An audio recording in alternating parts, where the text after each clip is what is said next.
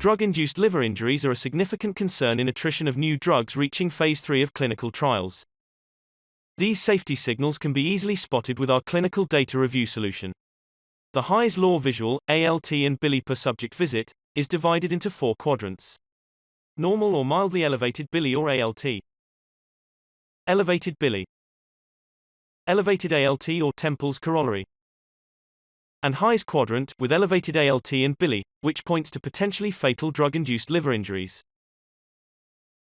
In this study, there are 2 visits in Hy's quadrant that correspond to the same subject.